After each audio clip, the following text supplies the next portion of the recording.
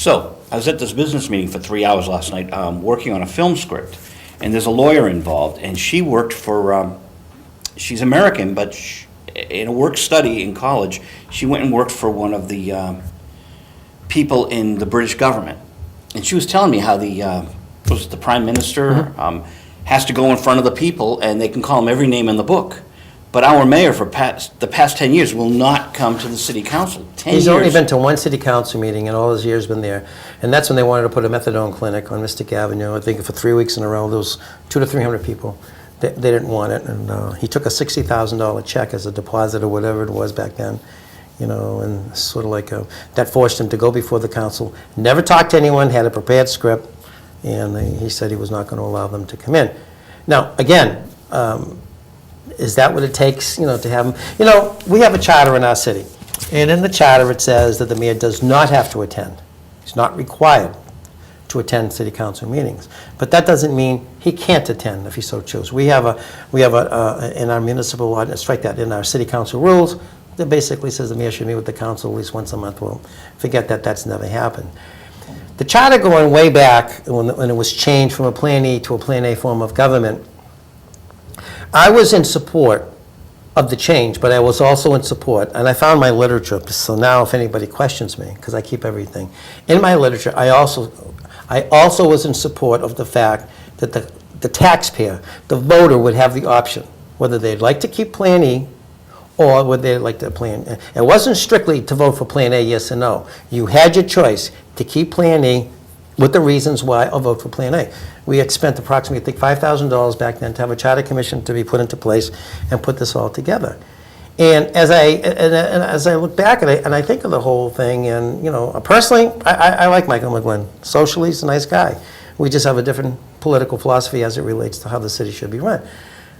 But I just don't understand, you know, what that fear is to meet with the council, you know, every now and then, even if it was once a month, you know, for whatever it might be. As I said, we have 7 heads there, one more head, 8 heads. You know, you could learn an awful lot from each other, between and amongst yourselves. But, you know, it's his choice. He decides not to do it, and unfortunately, there's no requirement that he has to do it. He seems to be a very nice guy socially. He had me up at his office talking about issues. But he also seems to be very camera shy. I mean, you're here in front of the camera.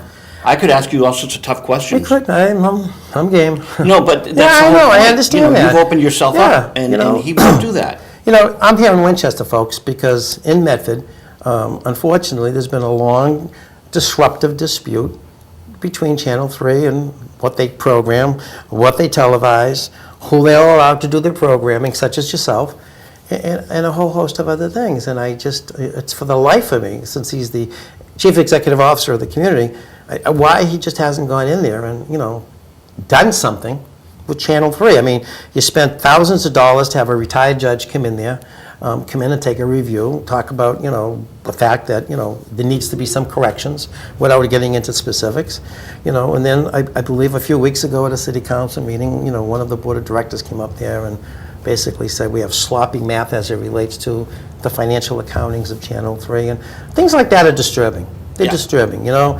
You know, I've been made fun of, other councils have been made fun of, by the craziness of what takes place on Channel 3. That's not public broadcasting. That's not public access. You know, you want to have a show on something like that, so be it. But to do it as part of the daily makeup, you know, I just don't subscribe to that. It's a shame, because a cable TV subscriber each month in their bill pays X amount of dollars into the bloodline, so to speak, of Channel 3 in Medford. And I don't know. Now, what I've also noticed too, 180 days, they're up. They're up tomorrow. For Verizon. You like my little... Yeah, I saw it. I saw your deadline. You know? Verizon came into Medford to alert our viewers, and they said that they would have the governmental channel, which is the city council's meetings. School committee meetings, the educational channel, and the public access channel up and running within 180 days. Now, that meant, I thought, that in 3 weeks they'd have it up. They gave themselves 180 days. Well, I've been sending charts out to Phil Santoro at Verizon that, you know, 175 days, and today's 179. Tomorrow is 180, August 1st, since the February 3rd contract was signed at the high school by the mayor with Verizon. 6 months without city council meetings on Verizon. And I believe there was supposed to be a financial payment to the city as well. That's nebulous now. I can't get a straight answer. Also, that part of Verizon, when we were told that only 70% of the city was wired, 71%. 71%, and it was the West Medford area that Yeah. basically, well, I don't live in the West Medford area, and I don't have it, and I'm right outside of Medford Square, and when I called the other day regarding another issue with Verizon, they were just, shocked. But what are you going to do? I don't know. I didn't negotiate the contract. The council didn't. Once again, the mayor did the negotiation, and for your public access, community access, your educational access, if 180 days come and it's not up, where do we go? We have Verizon here and Comcast in Winchester. John Byers calls in and does sports on my show on Thursday nights. John's moving from near Pinky's Pizza over to West Medford. Okay. So now he can't get Verizon. So he's going to have to get Comcast because he's a sports fanatic, as you know, and he needs his television. Listen, there's nothing wrong with Comcast. Like you, I'm just a believer in good competition. Yeah. And if people have an opportunity to pick and choose and decide, isn't that what it's all about? They're supposed to do that in elections. I have friends in Malden, and they tell me that Verizon is still digging up the streets. So if Verizon's still digging up the streets in Malden, the next town over, why can't they dig up West Medford? I don't understand. I don't know. They tell us that they've stopped. They said it's cost ineffective. Now, how can it be cost ineffective if they're asking you to buy their product?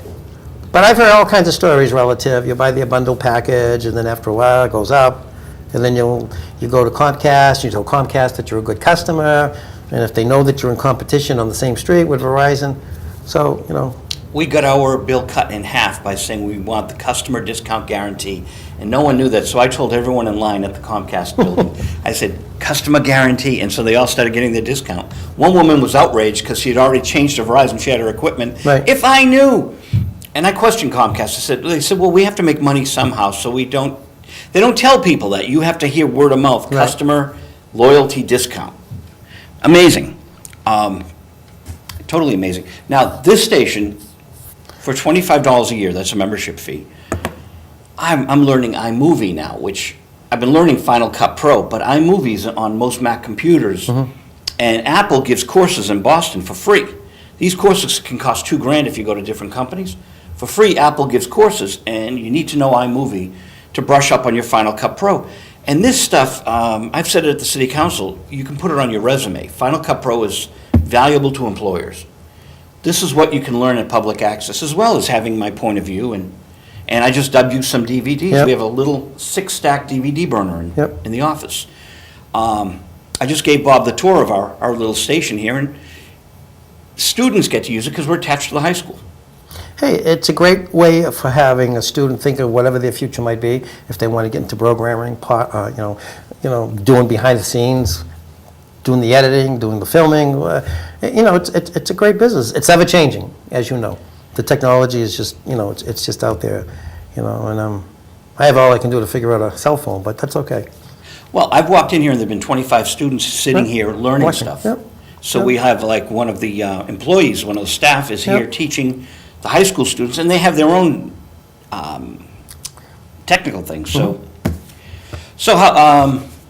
man, there's so much I want to do, Bob. There's Kitty Connection. I want more animal rescue. The Chevalier.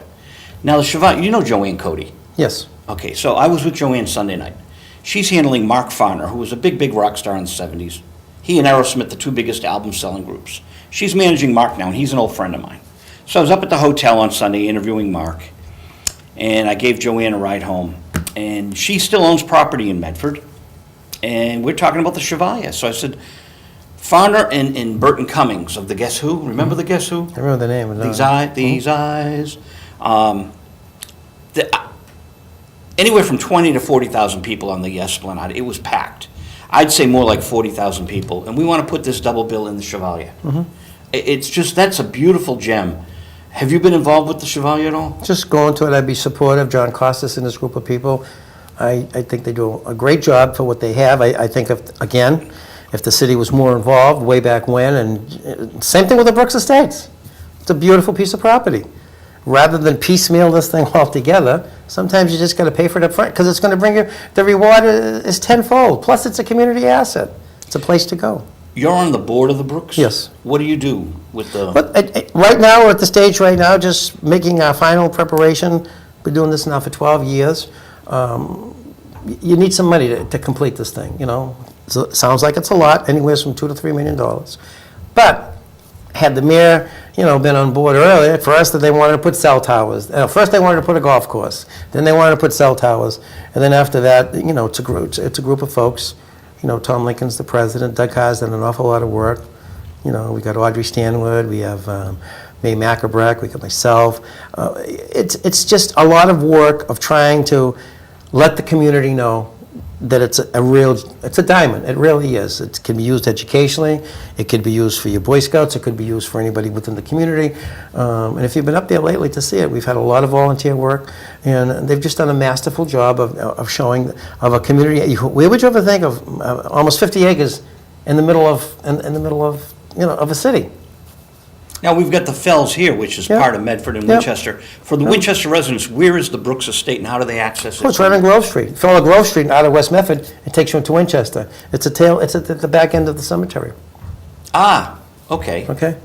So, right there on the Winchester-Medford line. Yeah, it's in Medford, and part of the property does, you know, abut itself to, it goes into Winchester. What am I saying? It goes right into Winchester, into the woods.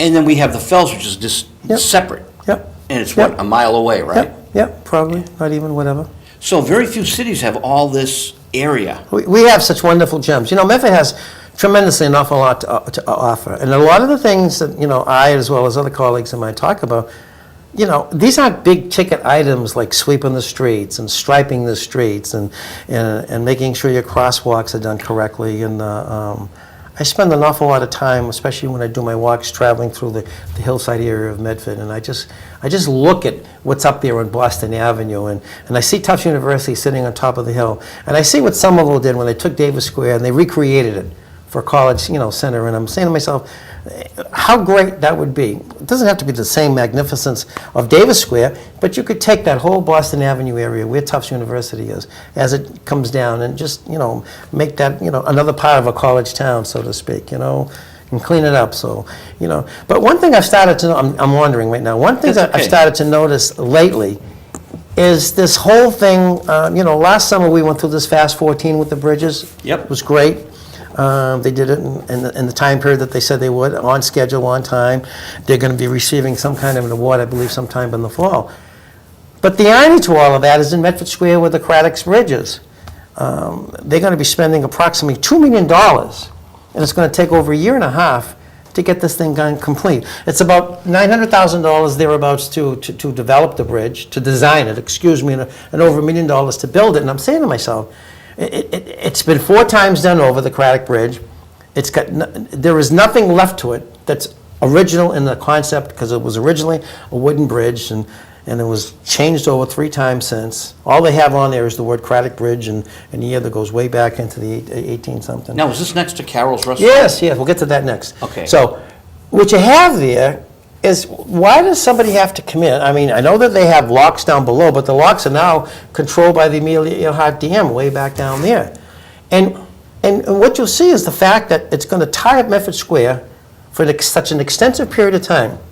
And look at the 14 bridges that they did on weekends. It's just amazing why the same concept couldn't have been done in a much smaller version for that Critic Bridge. So hopefully, I put a resolution on there, having the guy from the Department of Transportation to come. He's supposed to be showing up this Tuesday at our council meeting, and, you know, we're going to have an explanation. And I want the state, if they think this is such a great thing, that they're doing it, we need to have some mitigation here, because a lot of businesses are going to be getting hurt by this. Oh, yeah. You know, you've had Carol's Restaurant, just go in there, spend a tremendous amount of time, effort, energy, and money. You know, they produced a beautiful, you know, restaurant atmosphere for citizens of Medford. There's a little bit of nostalgia because it was there many, many years ago. It went into remission for a while. Now it's back. It's right along the water. And it's great. It's a great asset to the community. You also have... and it's a hot spot. It's happening. It's a hot spot. The food is excellent. The service is great. Right around the corner, you have Bestsellers Cafe. They've come back after 4 or 5 years. Allegedly, across the street, there is a new Asian type of a restaurant going in where the neighborhood cafe went in. You know, you have Salvatore's up the street, you have the Blue something. Blue Fuji, I think that's the name of it over there. Then you go on Riverside Avenue. While there may be a lot of food, it's still giving you a variety, all right? It's giving you an idea. Listen, I can have one to go to another. So let's get back to what you were talking about, the lights. The lights on the square are atrocious. They're like, that square should be so lit up coming into that intersection of Medford Square and all these locations. It isn't. But what I've started to notice more and more each and every day is when I do my walks is that water runs itself stagnant along that whole back portion on that westerly side. And that stagnation breeds germs and it breeds all kinds of craziness. And I don't know what's going on or why, but I just think that this really needs to be looked at because, you know, the infestation of the animal, not the animal, the bugs, what do you call that?